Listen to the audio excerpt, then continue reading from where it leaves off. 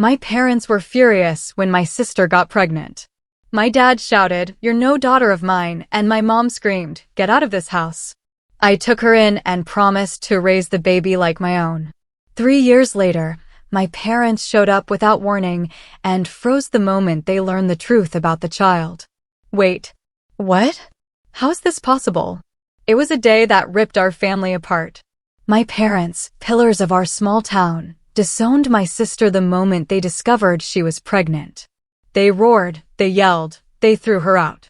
But what they didn't know was the secret I'd keep for 3 years, a promise that would shatter their world when they finally came back. Hey everyone, my name's Henry, and I'm a 33-year-old software engineer.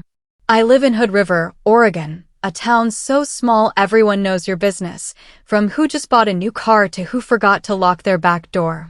I'm not usually one to spill my guts, but if you're reading this, you're probably wondering why I'm sitting here late at night, the wind outside my window whispering stories of a time when my family, or more precisely, my younger sister Lena and I, thought we had it all. Hood River has this strange charm, like time itself is stuck somewhere between rows of apple trees and rivers shimmering under the sunlight.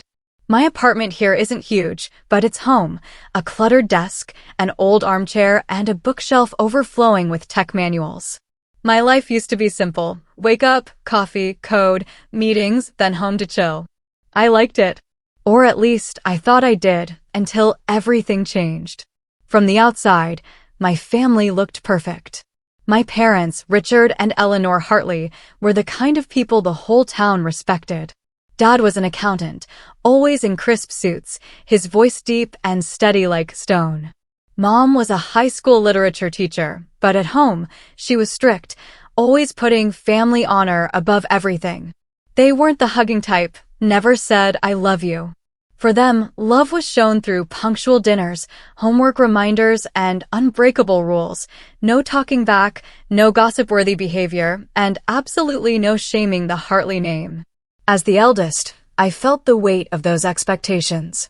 I learned early to play by the rules, get good grades, excel in sports, and land a stable job.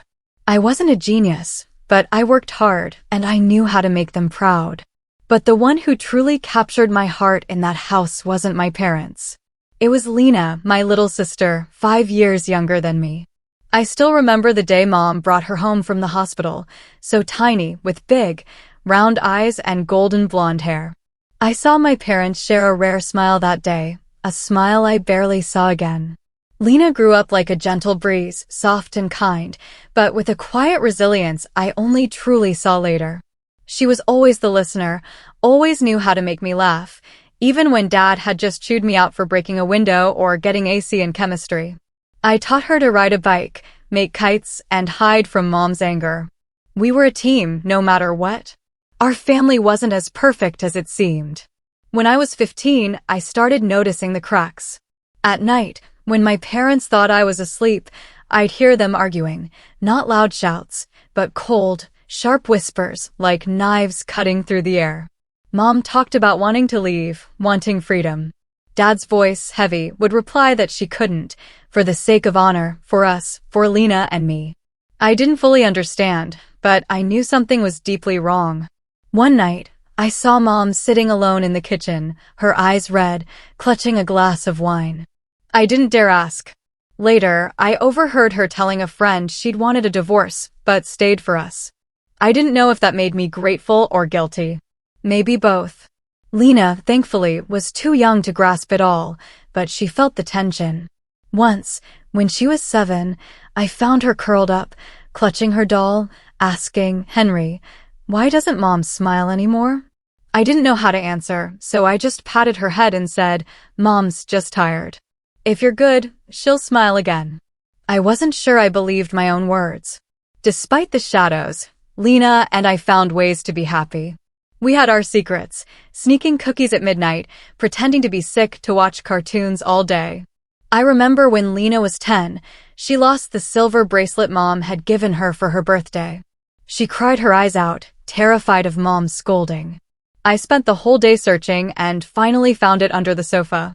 When I handed it back, her eyes lit up like I'd just saved the world. "You're my superhero," she said.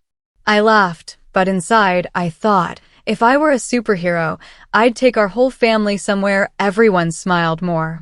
When I went to college, Lena was 13, starting to become a young woman. She was still gentle, but she was developing her own thoughts, her own dreams. She wanted to be a nurse, to help people when they were at their weakest. I was so proud, but also worried. Our parents wouldn't easily accept anything outside their plans. They wanted her to study law or business, fields with a future. After graduating, I chose to return to Hood River, close to family. My job was decent, enough to live comfortably and save. I loved being near Lena, hearing about her school, her friends, her nursing dreams. Weekend dinners at my parents' were always a bit awkward. Dad talked work, Mom asked about future plans, and I tried to lighten the mood. Lena was usually quiet, just smiling and nodding, but her eyes always found mine, as if to say, "You get me, right?" Everything seemed fine until one day, Lena was 22, in her final year of nursing school. I got a message from her, short but enough to make my heart race. "Henry, I need to see you. Don't tell Mom and Dad." I knew immediately something was wrong. Lena didn't overreact. That tone sent a chill down my spine. I called, but she didn't pick up, only texting back, "Tonight, the coffee shop on Maple Street." Okay. That evening, I waited for Lena, my latte long cold. The dim streetlights cast a hazy glow on the wet sidewalk. My heart hammered, not from the coffee, but from those words, "Don't tell Mom and Dad." They replayed in my head like a broken record. The coffee shop door jingled, and Lena walked in wearing an oversized coat, her blonde hair tied up high, but her eyes were red, like she'd been crying all day. She sat across from me, hands clasped tightly, avoiding my gaze. I wanted to shout, to demand what was going on, but I knew Lena. She needed time. The air between us was heavy, filled only with soft music and distant murmurs. "Lena," I said, trying to keep my voice calm. "Are you okay? What's going on?" She bit her lip, blinking rapidly, trying to hold back tears. Then she looked up, her voice trembling, almost a whisper. "Henry, I'm pregnant." The world stopped. I stared at her, searching for any sign this was a joke, that she'd burst out laughing. But no. Her eyes were brimming, her lips pressed tight. It was true. I wanted to say something, anything, but my throat felt tight. I just sat there, gripping my cup, as if it was the only thing keeping me from spiraling. "How far along?" I finally managed, my voice raspy. My mind was a storm. Lena, my little sister, the girl who used to sneak cookies with me, was going to be a mother. Lena looked down, her hands twisting. 5 months, she said, her voice so soft I had to lean in. "I don't know what to do, Henry. I'm scared." 5 months.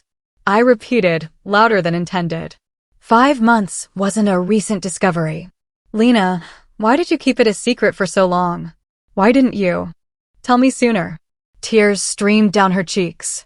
I was too scared. I thought I could handle it on my own, but then it all became too much.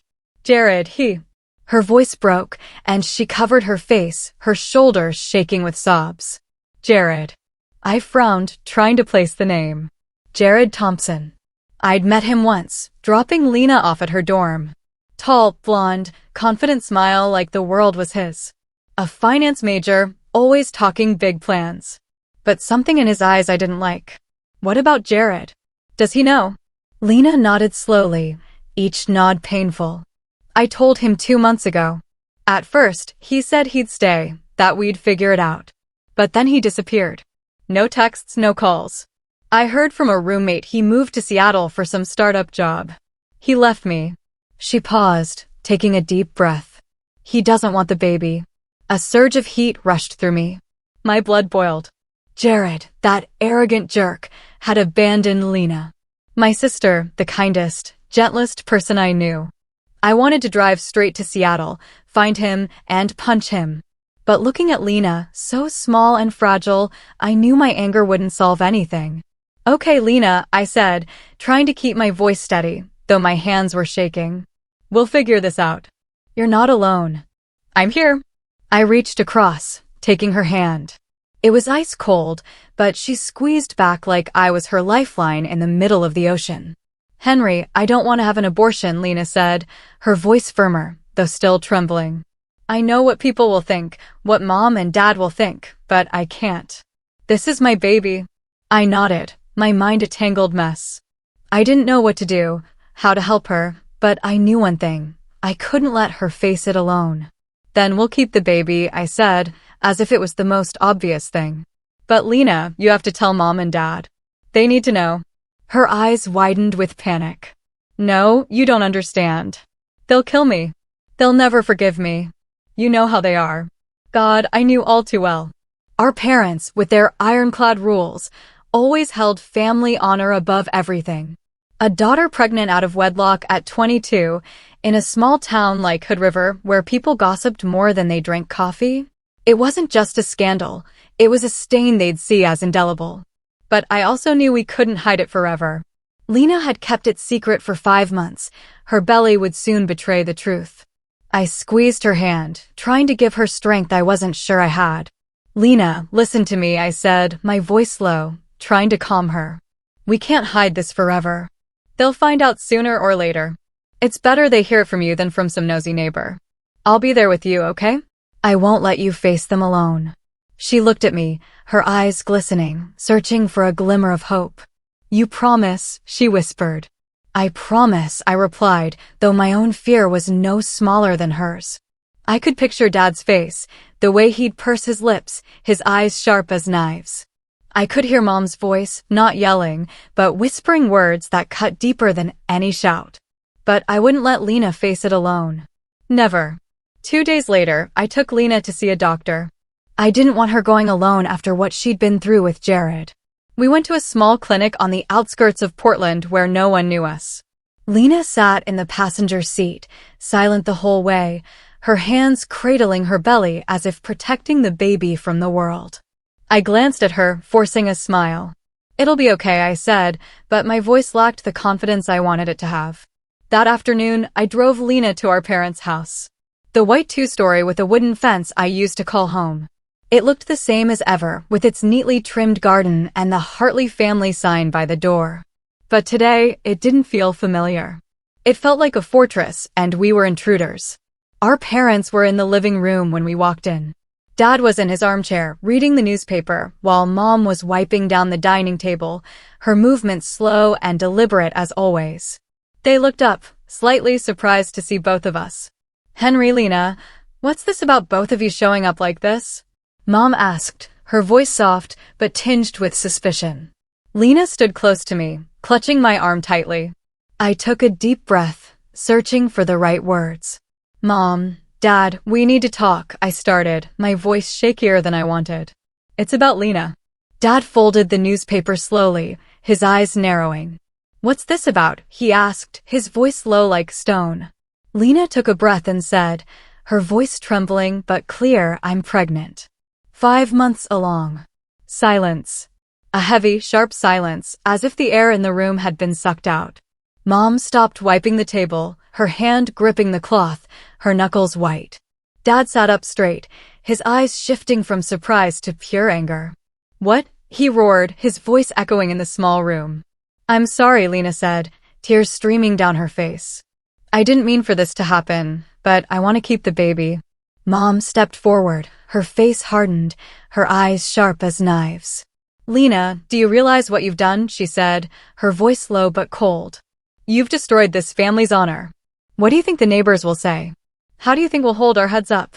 Dad cut in, his voice no gentler. Lena, you need to fix this. Get an abortion. Now. Lena shook her head, tears falling like rain. No, I won't. I can't. Can't. Dad stood abruptly, his voice like thunder. You don't get to choose. You've disgraced this family, and now you dare talk back to me. I couldn't stay silent anymore. I stepped in front of Lena as if I could shield her from their cutting words. Lena hasn't done anything wrong. She's trying to do the right thing. Can't you see that? Mom looked at me, her eyes full of disappointment. Henry, you're defending her? Do you know what this will do to us? She needs to fix this, or we won't be the Hartley family anymore. The Hartley family? I scoffed, though my heart ached. Family means standing by each other, not keeping up appearances. Lena needs us, and you're turning your backs on her. Dad pointed at me, his face red with rage. Don't lecture me about family, Henry. If she wants to keep that thing, she's no longer my daughter. Get out of this house now. Lena sobbed, clinging to me. I felt like my heart was being crushed, but I couldn't let her break. Fine, I said, putting my hand on Lena's shoulder and guiding her to the door. If you're kicking Lena out, you're kicking me out too. We'll manage on our own. The door slammed behind us, the sound ringing like a final judgment. Lena sobbed in the car and I drove away, fighting back my own tears. I didn't know what we'd do next, but I knew one thing. Lena and her baby were my family, and I'd do anything to protect them. The weeks that followed were a nightmare. I brought Lena to my apartment, a cramped space meant for just one person. I gave her the bedroom and slept on the sofa. I switched to working online, taking on freelance projects to cover expenses. Lena barely left the room, sitting there, cradling her belly, her eyes vacant. I tried to make her laugh, recounting old stories about our midnight cookie raids, but she only managed a faint smile, as if smiling itself was a burden. The neighbors started to notice. Mrs. Miller from downstairs, who always brought cookies to new neighbors, began looking at me with probing eyes. Henry, is your sister okay?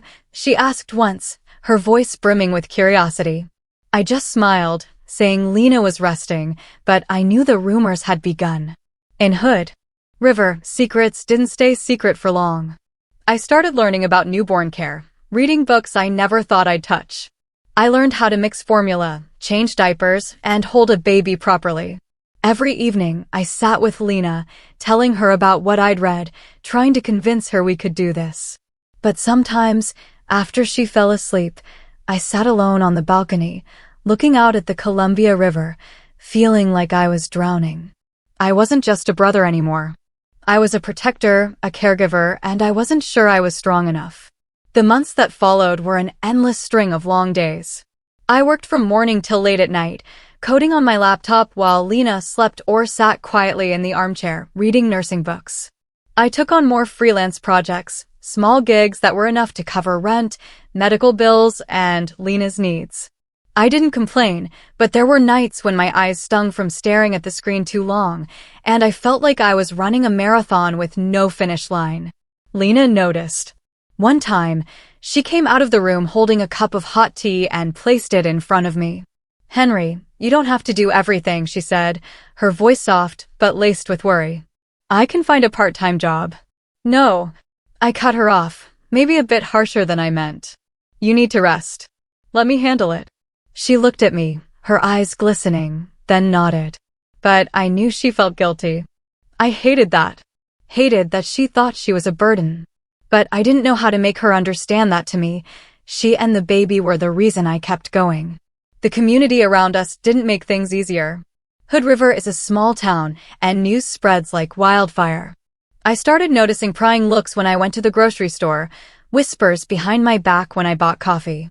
That's the brother of the girl who's pregnant out of wedlock, I overheard someone say at the store, their voice a mix of curiosity and judgment.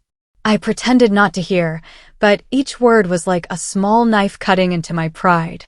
I didn't care what they thought of me, but when they looked at Lena, when she pushed a cart in the supermarket, her pregnant belly visible under her sweater, I saw the way they turned away, as if she were something shameful.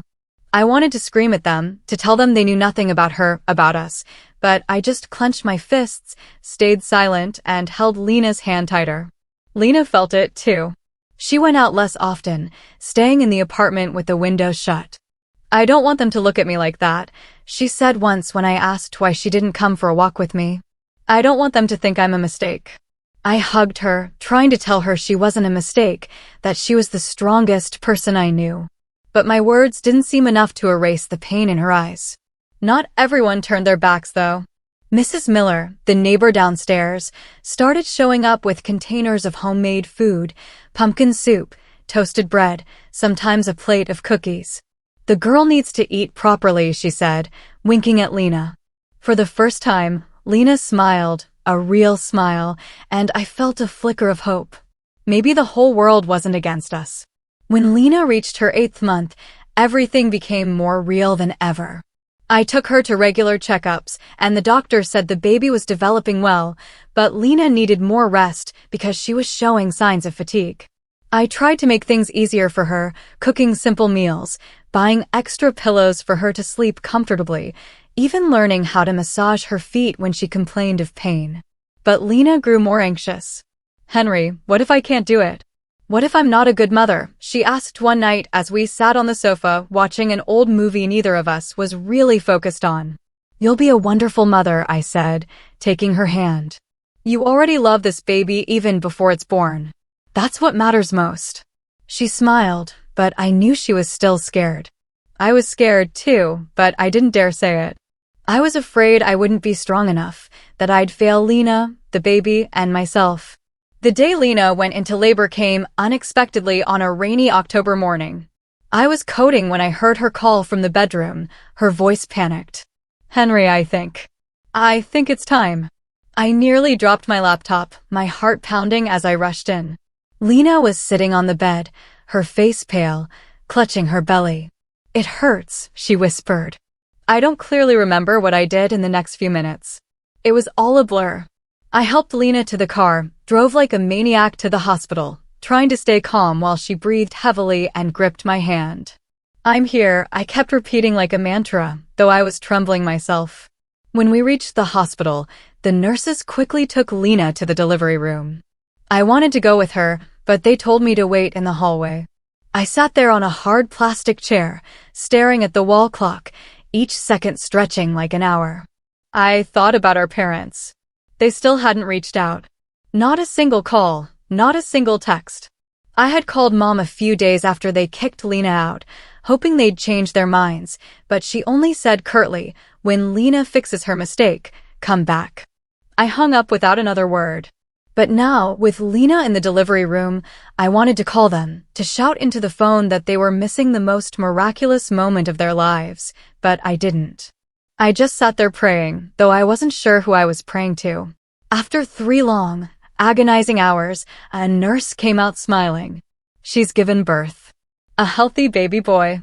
I stood up, my legs shaking so much I nearly fell. "Can I go in?" I asked, my voice breaking.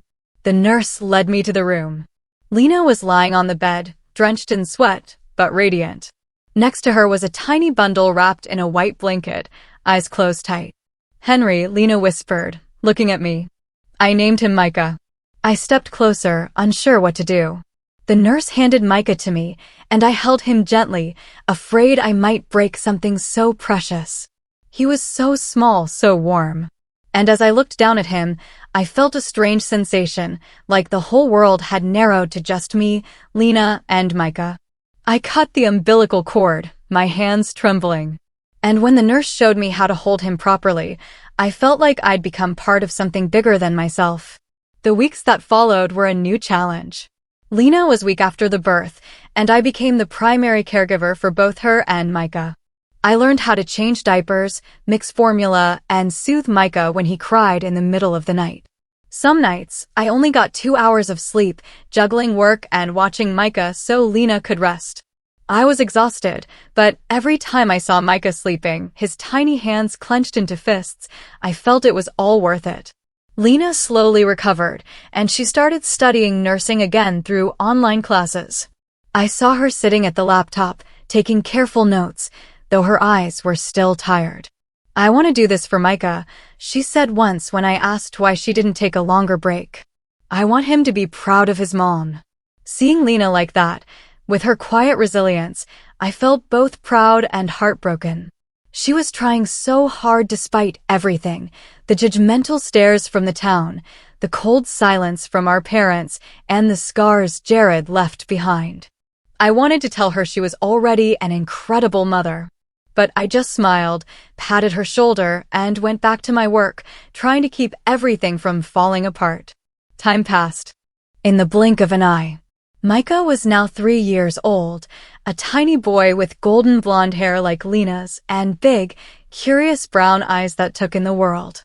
He was the center of our lives. Every morning, I woke up early to prepare his bottle, playing with him while Lena studied. Those moments when Micah giggled or clutched my finger were the only medicine that helped me forget the sleepless nights and the piling bills. But one thing tugged at my heart. Micah called me Daddy. The first time he said it, I nearly dropped my coffee mug. Lena laughed, but her eyes held a trace of sadness. He loves you, she said. But you're not. She didn't finish, but I understood. I wasn't Micah's father, even though I'd done everything a father would. Our life, though difficult, had slowly stabilized. Lena studied diligently. I continued working online, and the neighbors, especially Mrs. Miller, became unexpected allies. She often brought over old toys or a plate of cookies, always with a comment, "For the little one, Henry. You're doing great." Those small words kept me going, but deep down, I still felt a void. Our parents hadn't reached out. I tried visiting them once when Micah was 1, hoping they'd soften at the sight of their grandson, but Dad just stood at the gate, coldly saying, "Get out of my sight." He's not a Hartley. I drove back, gripping the steering wheel, fighting back tears. Then, one evening, everything changed. I was on the sofa checking work emails while Lena fed Micah in the kitchen. My phone buzzed with a new email. I glanced at it, expecting another project, but the name Jared hit me like a punch to the chest. I stared at the screen, my heart pounding. 3 years. 3 years since he abandoned Lena, leaving her alone with a 5-month pregnancy. I wanted to delete the email, to pretend it didn't exist, but a part of me, curiosity or maybe anger, made me click. "Henry," the email began. "I know you probably don't want to hear from me. I don't blame you, but I need to talk to Lena. I want to see her and my son. I was wrong and I want to make it right. Please give me a chance." Blood rushed to my head. A chance? He thought he had the right to ask for a chance after what he did?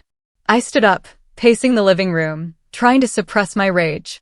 Lena came out from the kitchen, wiping her hands on her apron, her eyes worried. "Henry, what's wrong?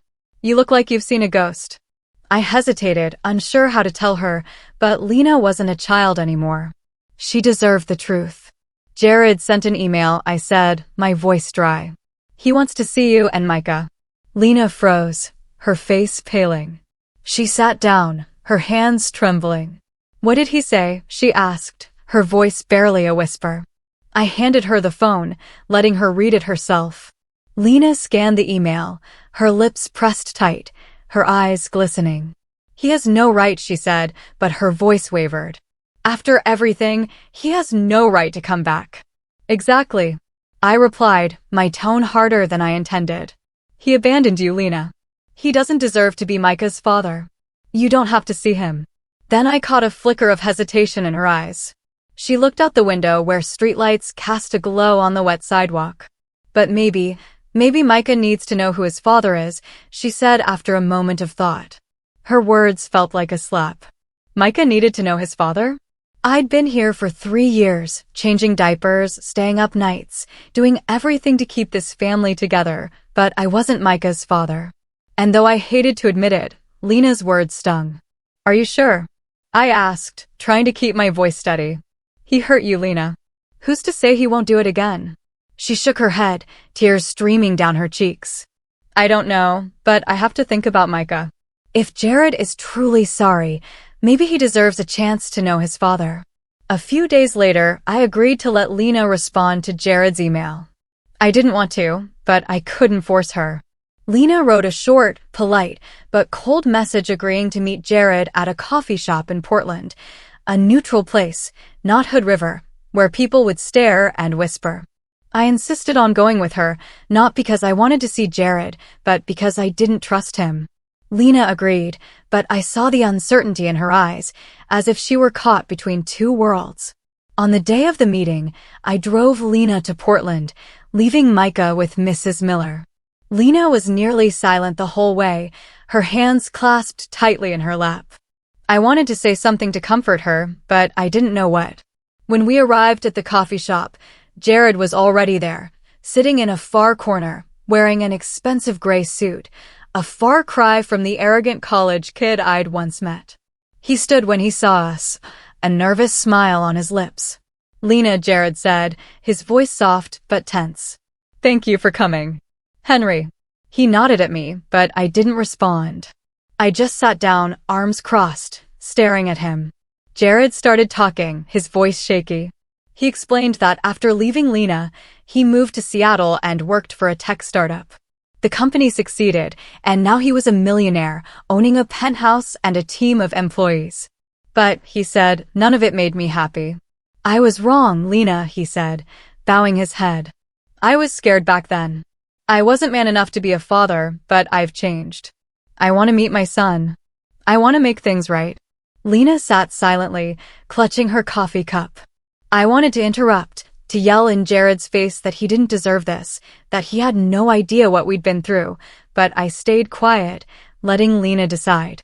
Finally, she looked up, her voice cold but firm. Jared, you left me when I needed you most. You think an apology is enough? Jared knelt down, right in the middle of the coffee shop, drawing looks from a few people. I don't expect you to forgive me right away, he said. But I want to prove myself. I want to meet Micah, to be part of his life, and I want to make up for what I did to both of you. He looked at me as if seeking my approval. I felt my blood boil. Make up for it? I snapped. You think money can buy back the 3 years Lena had to endure? The 3 years I watched her cry because of you. Henry, Lena said, placing a hand on my arm, her voice soft but firm. Let me handle this. I clenched my jaw and looked away. Jared kept talking, promising to provide for Micah, to secure his future. He even said he'd hired a lawyer to set up a trust fund for Micah. Lena listened, but I could see she was torn. She wasn't the naive girl who once loved Jared, but she was a mother, and I knew she was thinking about what was best for Micah. In the weeks that followed, Lena met Jared a few more times, always in Portland, and I always went along. Jared was patient, bringing gifts for Micah, a teddy bear, a toy car, but I noticed how Micah clung to me, calling me Daddy, and it broke my heart. Jared tried to connect with Micah, but the boy was too young to understand. Once, when Jared tried to hold him, Micah cried and ran to me. I saw Jared's eyes darken, but he said nothing. Lena was wavering. Henry, I don't know what to do, she said one night after Micah was asleep. Jared says he wants to be a father. He has money. He can give Micah a better life. But I don't know if I can trust him. And I don't want to lose you. You won't lose me, I said, taking her hand. But you have to decide what's best for Micah. Not for Jared, not for me, but for your son. She nodded, but I saw the conflict in her eyes. I was conflicted, too. I'd spent 3 years being Micah's father, but now Jared was back with money and promises. I was afraid of losing Micah, of losing Lena, but I couldn't be selfish. I had to think of them. The days that followed, I tried to live normally, but every time I saw Micah running around the apartment, grabbing my hand and calling me Daddy, my heart tightened. I knew Lena was considering Jared's offer. And though I hated to admit it, I understood why she wavered. Jared didn't just return with an apology. He brought a future. He talked about a trust fund for Micah, about providing for Lena, and above all, about wanting to be a father. I could hate Jared for what he did, but I couldn't deny that he could give Micah things I never could, a stable, comfortable life, free from worrying about bills or sleepless nights from overwork. One afternoon, as I came home from work, Lena called me into the living room. She was sitting on the sofa, Micah dozing on her lap, while Jared stood in the corner, hands in his pockets, looking tense but determined. Henry, Lena began, her voice soft but firm.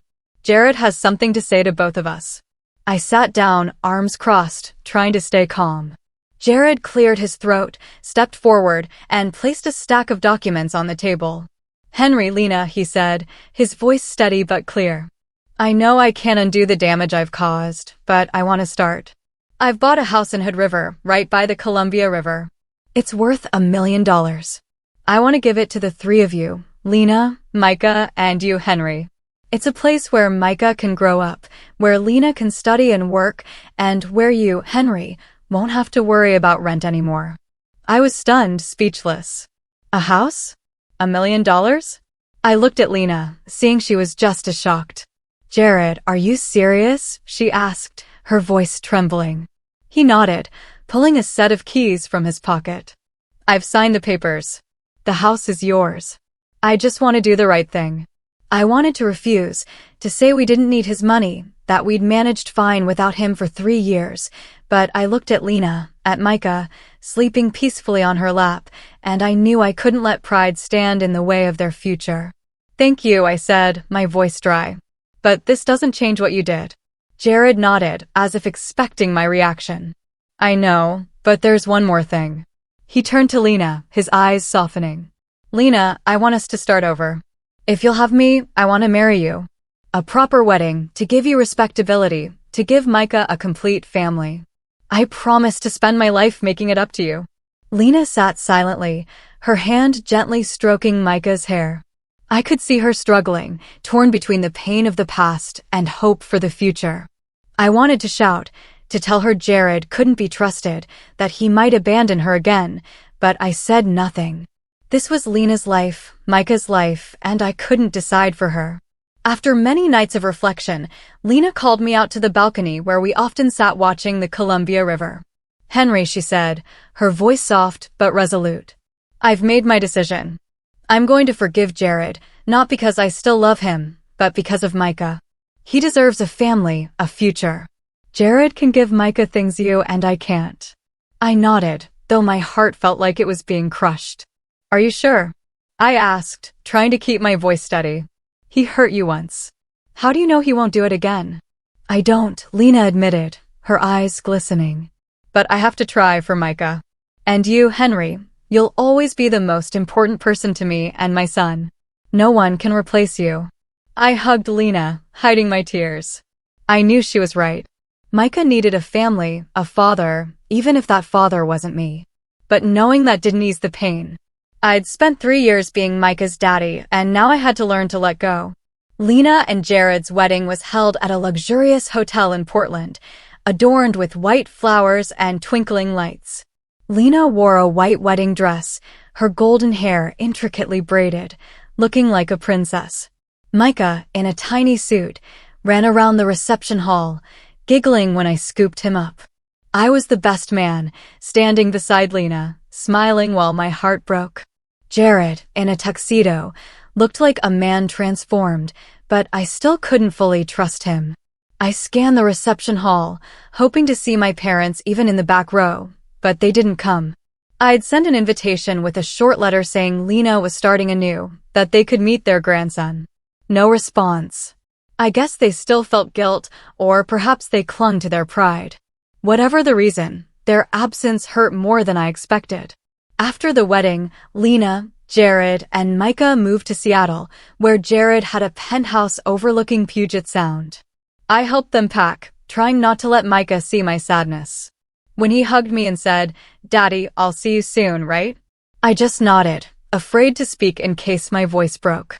I moved into the new house Jared gave us, a spacious 2-story home by the Columbia River, with a garden and large windows facing the green hills. It was more beautiful than anywhere I'd ever lived, but it felt empty.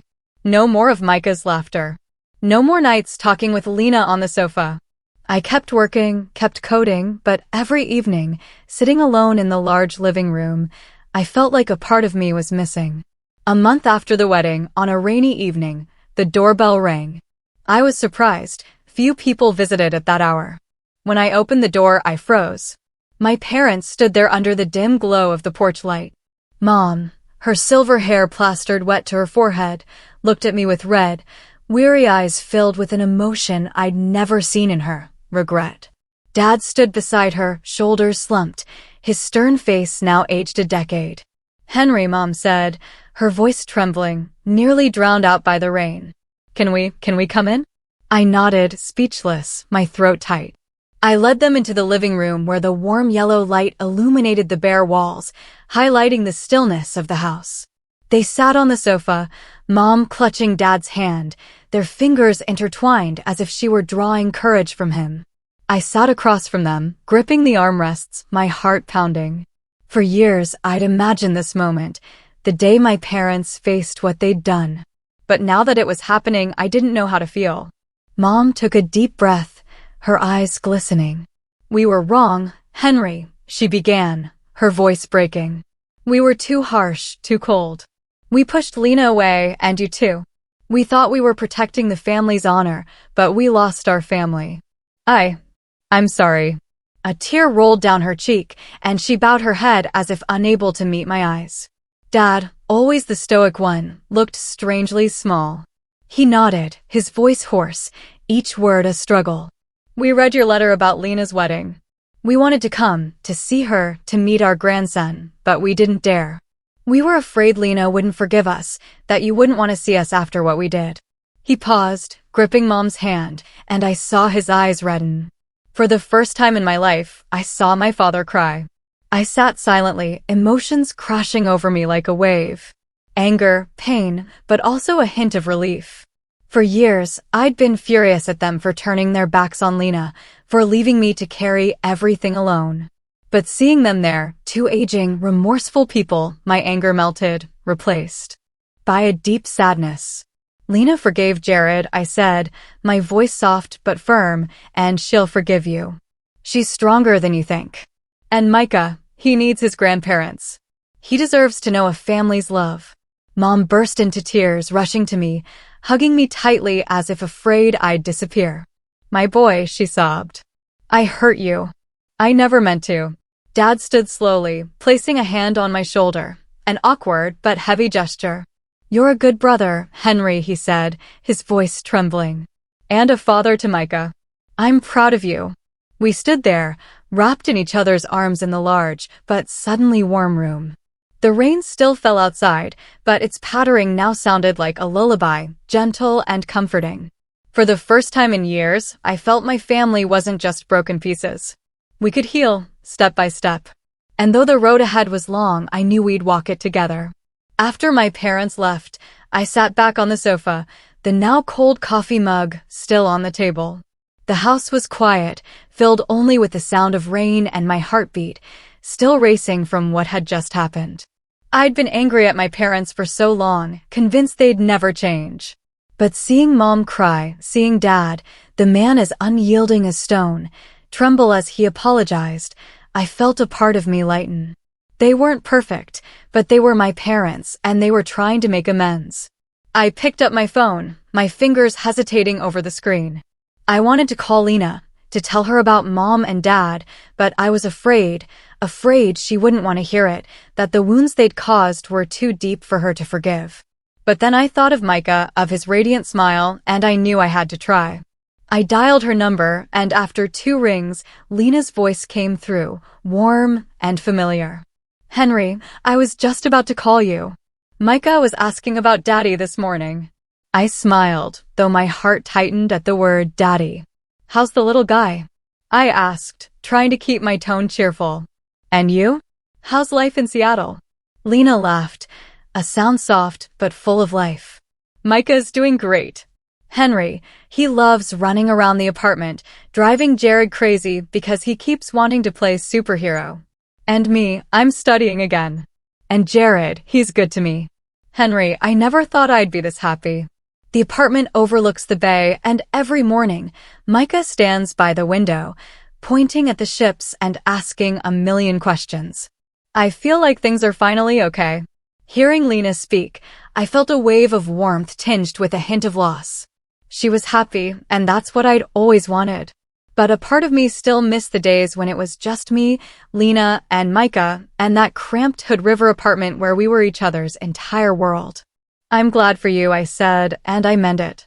Lena, I have something to tell you about Mom and Dad. Silence. I heard Lena take a breath, as if bracing herself. What is it? She asked, her voice quieter. They came to my house tonight, I began, recounting everything. How they stood in the rain. How Mom cried. How Dad admitted their mistakes. I described the regret in their eyes, the apologies I never thought they'd utter. When I finished, Lena was silent for a long moment, and I worried I'd upset her. Finally, she spoke, her voice trembling. I don't know if I can forgive them right away, Henry, but I feel relieved. They're my parents, and I don't want Micah to grow up without knowing his grandparents. She paused, then continued, her voice brighter. Henry, Thanksgiving is coming up. I want to invite you and Mom and Dad to Seattle, to our home with Jared. I want our family to be together, even if it's just for a day. I was stunned, not expecting Lena to open her heart so quickly. Are you sure? I asked. They'd be thrilled, but you don't have to rush. I'm sure, Lena replied, her voice firm. Micah needs to know what family is, and I want you there. You're the most important person to me and my son. I smiled, tears silently rolling down my cheeks. I'll be there, Lena, and I'll bring Mom and Dad. In the weeks leading up to Thanksgiving, I reconnected with my parents. I visited their house, the first time since they'd kicked Lena out. The house was the same, with its white fence and neatly trimmed garden, but this time it felt warmer. Mom made tea. Dad sat across from me, and we talked, not just about Lena, but about the years gone by, about things we'd never said. You did well, Henry, Dad said once, his eyes holding a pride I rarely saw. You held this family together. When Thanksgiving arrived, I drove Mom and Dad to Seattle. They were quiet the whole way, Mom holding Dad's hand, Dad staring out the window as if preparing for something monumental. I was nervous, unsure how Lena would react to seeing them again, or how Micah would respond to meeting his grandparents for the first time. Lena and Jared's apartment was on the top floor of a luxurious building, with large windows overlooking the shimmering Puget Sound. When we walked in, the smell of roasted turkey and pumpkin pie filled the air, mingling with Micah's laughter. He ran to me, shouting, "Daddy," before noticing my parents. Lena came out of the kitchen, wearing a simple green dress, but glowing, with Jared beside her, holding a bottle of wine and smiling awkwardly. "Hello, Mom."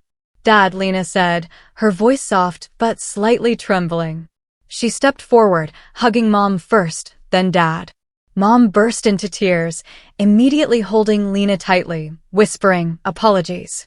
Dad stood still, but when Lena hugged him, I saw his shoulders tremble. "I'm sorry," Mom sobbed. "I was wrong to push you away." "It's over, Mom," Lena said, smiling through her tears. "We're here now for Micah, for family." Micah, curious but shy, stood behind my leg, peering at his grandparents with wide eyes. Mom knelt down, opening her arms. "Hello, Micah," she said, her voice choked. "I'm your grandma." Micah hesitated, then ran to her, hugging her, and the room seemed to light up with his laughter. The Thanksgiving dinner was a picture of perfection. We sat around the table with turkey, mashed potatoes, and pumpkin pie beautifully arranged. Jared talked about his work, trying to ease the tension, while Lena shared stories about school and her dream of becoming a nurse. My parents listened, nodding occasionally, and I saw them smile. Genuine smiles, not forced. Micah sat between Lena and me, eating and chattering about a ship he saw in the bay, making the whole table laugh. As dinner ended, we gathered around the fireplace, its crackling flames warming the room. Lena took my hand, whispering, "Thank you, Henry. Without you, I don't know where I'd be." I squeezed her hand, saying nothing because words couldn't capture what I felt. My parents stayed an extra day, playing with Micah, talking with Lena, and for the first time, I saw them as real grandparents. As they prepared to leave, Mom hugged me, saying, "You gave us a second chance, Henry. We'll never forget that." Dad just nodded, but his pat on my shoulder said everything.